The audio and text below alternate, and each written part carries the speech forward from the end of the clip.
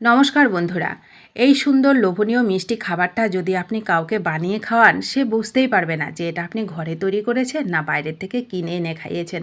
এত লোভনীয় আর এত সুন্দর এই খাবারটা খেতে লাগে। তো এই শুভ রাখি বন্ধনে যদি এই সুন্দর মিষ্টি খাবারটা আমরা ঘরেই তৈরি করে নিই, কেমন হয় বলুন? চলুন সেরকমই খুব সহজভাবে এই সুন্দর মিষ্টি লোভনীয় খাবারটা আমরা ঘরে কিভাবে তৈরি করব, খুব সহজভাবে আপনাদের সঙ্গে শেয়ার করব। আশা করি আপনাদেরও ভীষণ ভালো লাগবে বন্ধুরা।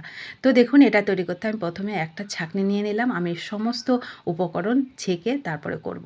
তো তার জন্য এক বাটি ময়দা, এক বাটি সুজি গুঁড়ো করে আমি এখানে দিয়েছি। তো দেখুন, সুজি আর ময়দাটা খুব সুন্দর কিন্তু চালা হয়ে গেছে। এইবার এখানে যেমন মিষ্টি খাবেন, আমি এক বাটি ময়দা আর এক বাটি সুজির সঙ্গে হাফ বাটির থেকে একটু বেশি চিনি গুঁড়ো করে এখানে দিলাম। চিনিটাকেও সুন্দর করে আমি চেলে দেব। তাহলে কি হবে, যে চিনির মধ্যেও যদি গোটা কোনো চিনি থাকে সেটা কিন্তু বেরিয়ে আসবে। সমস্ত উপকরণ এইভাবে আপনিও করবেন, দেখবেন আপনার খাবারটাও খুব সহজভাবে তৈরি হবে আর খেতে ভীষণ ভালো লাগবে। তো দেখুন, চিনিটাকেও চেলে নিয়েছি, একটু গোটা চিনি আছে সেটা কিন্তু বেরিয়ে গেছে। এইবার আমি এখানে দেব 1 চামচের থেকে একটু কম, মানে হাফ চামচের থেকে একটু বেশি বেকিং পাউডার। খুবই সামান্য একটু বেকিং সোডা, বেকিং পাউডারটাকেও কিন্তু আমি চেলে দিলাম। 3 চামচ মতন তেল নিয়েছি, ওখানে 3 চামচ তেল লাগেনি, আমি 2 চামচ মতন তেল দিলাম। সাদা তেল দিয়েছি, আপনারা চাইলে কিন্তু গলানো ঘিও কিন্তু ব্যবহার করতে পারেন।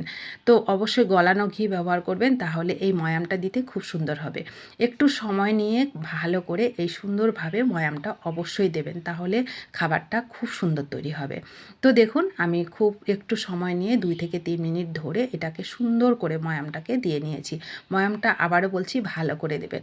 তো দেখুন, ময়ামটা দেওয়া হয়ে গেছে। এইবার আমি এটাকে ভালো করে একটা ডো তৈরি করব হচ্ছে দুধ দিয়ে। লিকুইড দুধ নিয়েছি, নর্মাল তাপমাত্রার দুধ নিয়েছি, নিয়ে অল্প অল্প করে দুধটা দেব, দিয়ে এটাকে একটু নরম করে ডোটা রেডি করব। খুব সহজভাবে তৈরি হয় খাবারটা বন্ধুরা।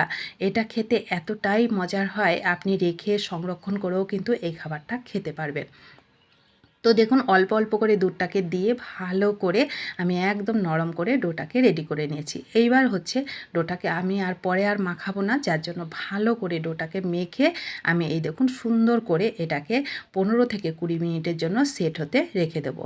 তো দেখুন, ভালো করে রেখে দিয়েছি, রেখে এটাকে ঢেকে আমি 15 থেকে 20 মিনিট এটাকে সেট হতে দেবো। তো 20 মিনিট পর ফিরে এসে দেখুন কত সুন্দর ডোটা কিন্তু সেট হয়ে গেছে। দেখুন ভেতরে কত সুন্দর জালিদার হয়েছে আর কত সুন্দরভাবে তৈরি হয়েছে। তো এটাকে আমি একই মাপে করার জন্য একটা চামচ নিয়ে নিয়েছি। চামচে সবগুলোকে কেটে নেব, কেটে একই মাপে সবগুলোকে তৈরি করব। খুব সহজ তৈরি করা বন্ধুরা। এটা আপনি যখন তৈরি করে খাওয়াবেন কাউকে, সে বুঝতেই পারবে না যে এটা মিষ্টি খাচ্ছে নাকি কোনো বিস্কিট খাচ্ছে। এতটাই মজার আর এতটাই সুন্দর এই খাবারটা খেতে লাগে। খুব সহজ তৈরি করা, শুধু টিপসগুলো একটু খেয়াল করবেন, কিভাবে আমি তৈরি করছি সেরকম করে তৈরি করবেন, দেখবেন আপনার খাবারটাও সঠিকভাবে তৈরি হবে। তো দেখুন, আমি গোল গোল শেপে এগুলোকে তৈরি করছি, তাহলে দেখতে সুন্দর লাগবে। যদিও সম্পূর্ণ শেপটা আপনার উপর নির্ভর করবে আপনি কিভাবে তৈরি করবেন।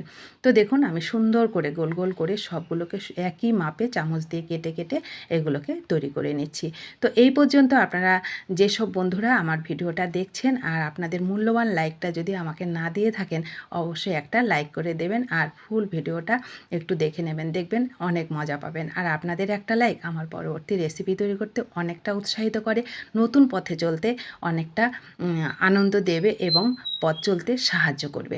তো দেখুন, সবগুলোকে তৈরি করে নিয়েছি, করে এইবারে কিন্তু আমি ভাজবো না, আমি এখানেও আরও 10 মিনিট রেস্টে রেখে দেবো এইভাবে। তো 10 মিনিট পর ফিরে এসে আমি তেলটাকে হালকা গরম করে নিয়েছি।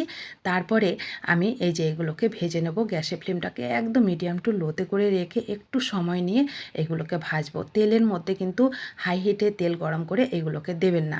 একটু হালকা তেলটা যখন গরম হবে তখনই দেবেন। একটু সময় নিয়ে এগুলোকে ভাজবেন, দেখবেন খুব সুন্দর। দেখুন কত সুন্দর তেলের মধ্যে দেওয়ার একটু পরেই দেখুন কত সুন্দর তৈরি, কি সুন্দর লাগবে, একদম ফুলের মতন ফুলে উঠবে এই খাবারটা। যখন আপনি তৈরি করবেন তখনই বুঝতে পারবেন, খেতে ভীষণ মজার হয়। আর এগুলো তৈরি করেও কিন্তু সঙ্গে সঙ্গে ভাজবেন না, 10 থেকে 15 মিনিট আরও কিছুক্ষণ রেস্টে রেখে তারপরে এগুলোকে এইভাবে ভাজবেন, দেখবেন আপনার খাবারটাও খুব সুন্দর তৈরি হবে। তো দেখুন পরেরগুলোকেও আমি একইভাবে তৈরি করে নিলাম। কত সুন্দর খাবারগুলো তৈরি হয়, যখন আপনি তৈরি করবেন তখনই বুঝতে পারবেন। খুব সহজ তৈরি করা, একটু সময় নিয়ে, একটু ধৈর্য নিয়ে শুধু করলেই আপনার খাবারগুলো এরকম সুন্দর হবে।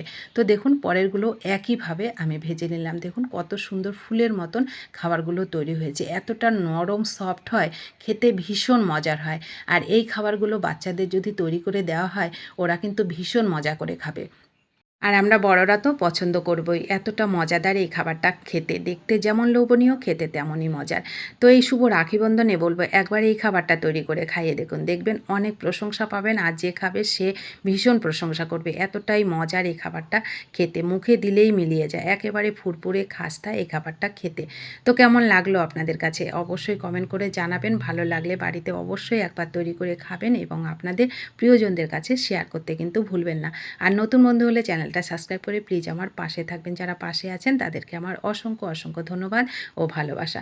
দেখুন কতটা খাস্তা আর কতটা ফুরফুরে হয়েছে ভেতরটা, আপনাদের একটু ভেঙে আমি দেখিয়ে দিচ্ছি। দেখুন কতটা ফুরফুরে, একদম যেমন হাতে দিলেই ভেঙে যাচ্ছে, তেমন মুখে দিলেই মিলিয়ে যায়। তো দেখা হবে নতুন কোনো রেসিপিতে। ততক্ষণ অবশ্যই সকলে ভালো থাকবেন, সুস্থ থাকবেন এবং আনন্দে থাকবেন। ধন্যবাদ।